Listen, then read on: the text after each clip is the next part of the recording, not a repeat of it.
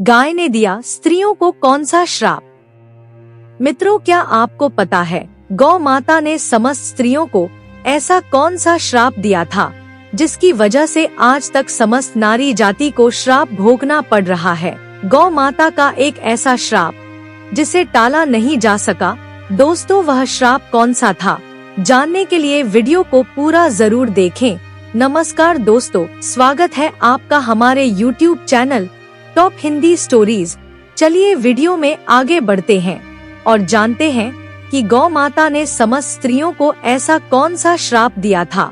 दोस्तों, एक समय की बात है जब भगवान श्री कृष्ण अपनी राजगद्दी पर विराजमान थे, तब उनके पास देवर्षि नारद मुनि आते हैं और कहते हैं, हे प्रभु, मैं आज मृत्यु लोक में भ्रमण कर रहा था।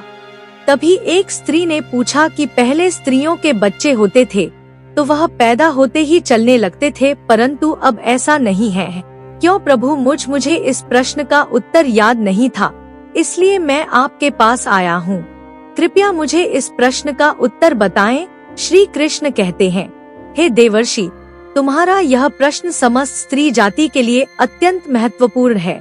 अगर तुम इस प्रश्न के उत्तर को जानना चाहते हो तो ठीक है, मैं तुम्हें एक कथा सुनाता हूँ। तुमको इस कथा के माध्यम से पता चल जाएगा कि किस वजह से अब स्त्रियों का बच्चा पैदा होते ही चल नहीं पाता है। तब देवर्षि नारद कहते हैं कि प्रभु, मैं इस कथा को पूरा सुनूंगा, कृपया आप कथा को सुनाएं। दोस्तों, अगर आप भी जानना चाहते हैं कि इस प्रश्न का उत्तर क्या है, तो मित्रों वीडियो को आखिरी तक जरूर देखें और वीडियो को लाइक अवश्य करिएगा। तो मित्रों, श्री कृष्ण कहते हैं, हे देवर्षि, एक नगर में एक रामचंद्र नामक व्यक्ति रहता था। रामचंद्र एक स्वार्थी व्यक्ति था। रामचंद्र के पास में एक गाय थी। वह गाय दूध देती थी और रामचंद्र उस गाय को हरा भरा चारा खिलाकर उसका दूध निकाल करके उस दूध की बिक्री किया करता था। रामचंद्र गाय का दूध खुद भी पीता था और अपने परिवार वालों को भी पिलाता था। गाय के दूध की वजह से ही रामचंद्र अपने घर की दिनचर्या चलाता था। रामचंद्र का समय इसी तरह से व्यतीत हो रहा था। कुछ दिनों के बाद एक समय ऐसा आया कि जब रामचंद्र को गाय ने दूध देना बंद कर दिया। जैसे ही गाय ने दूध देना बंद कर दिया तो इधर रामचंद्र ने उस गाय को चारा डालना बंद कर दिया। और एक दिन ऐसा आ गया कि उस दिन रामचंद्र ने गाय को बहुत मारा पीटा और उसने उस गाय को घर से ले जाकर जंगल में छोड़ दिया।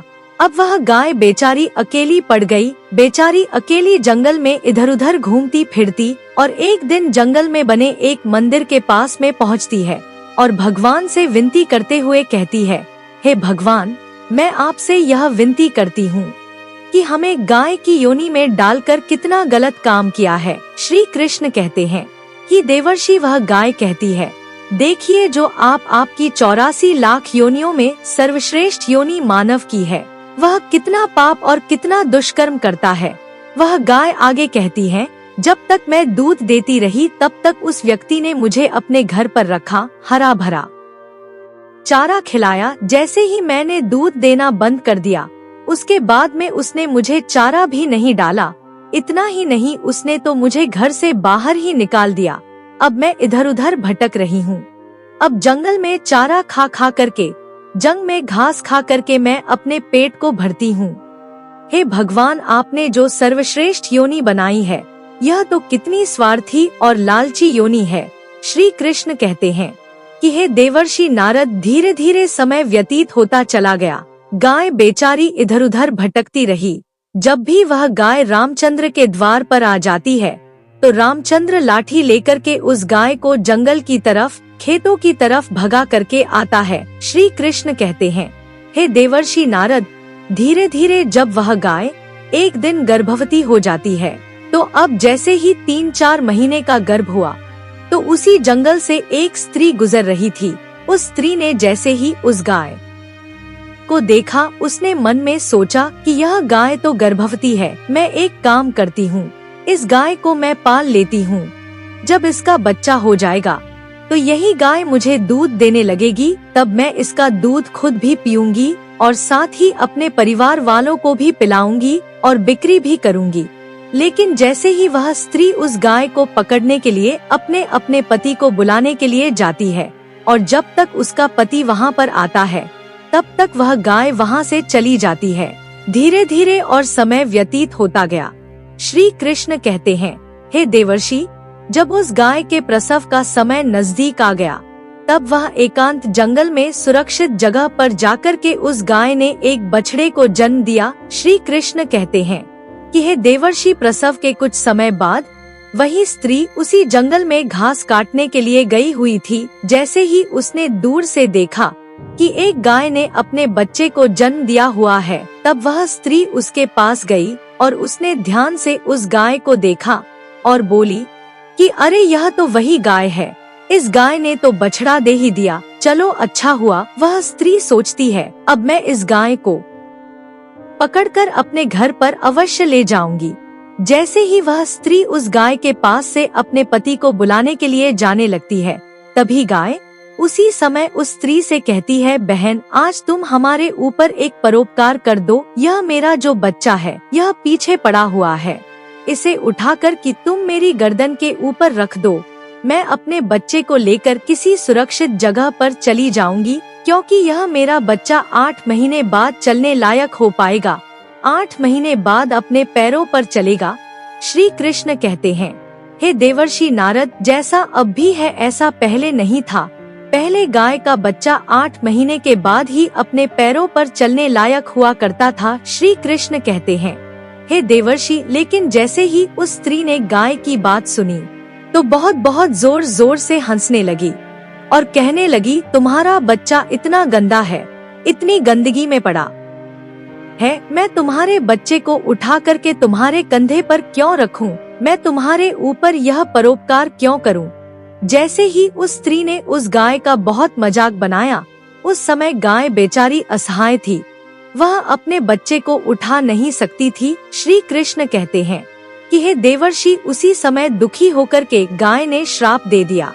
उसने श्राप देते हुए कहा कि जाओ, आज तुम्हारा बच्चा जन्म लेने के बाद तुरंत चलने लगता है, लेकिन आज मैं श्राप देती हूँ, तुम्हारा बच्चा जन्म लेने के 10 महीने बाद ही अपने पैरों पर चलने लायक होगा, और जो यह मेरा बच्चा आज चल नहीं पा रहा है और यह आज के बाद पैदा होते ही बहुत जल्द अपने पैरों पर चलने लायक हो जाएगा। श्री कृष्ण कहते हैं, हे देवर्षि, इसी श्राप के कारण स्त्रियों का बच्चा जन्म लेते ही अपने पैरों पर चल नहीं पाता।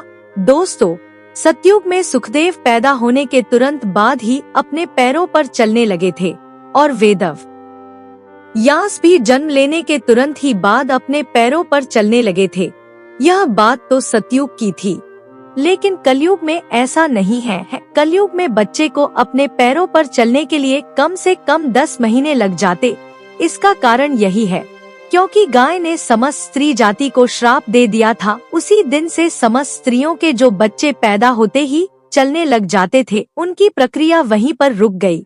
गाय के श्राप के कारण ही स्त्री का बच्चा 9 से 10 महीने बाद ही चलने लायक, अपने पैरों पर खड़े होने लायक बन पाता है और गाय का बच्चा उसी दिन से अपने पैरों पर चलने लायक हो जाता है। इसीलिए किसी की आत्मा को कष्ट नहीं देना चाहिए और यही सनातन धर्म का सबसे बड़ा धर्म है। गोस्वामी तुलसीदास ने लिखा है, परहित सरल धर्म नहीं।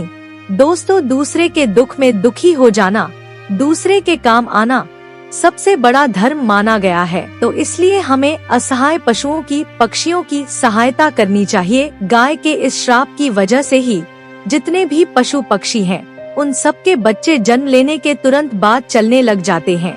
लेकिन स्त्रियों के बच्चों पर इसका विपरीत प्रभाव पड़ा कि जन्म के तुरंत बाद स्त्री का बच्चा चलने लायक नहीं बन पाता। एक स्त्री की गलती से आज समस्त मानव जाति की महिलाओं को श्राप का खामियाजा आज भी भुगतना पड़ रहा है। मित्रों, आपको यह जानकारी अच्छी लगी हो तो इस चैनल को सब्सक्राइब करें, वीडियो को लाइक करें, कमेंट करें और अपने अधिक से अधिक दोस्तों को शेयर करना ना भूलें। धन्यवाद।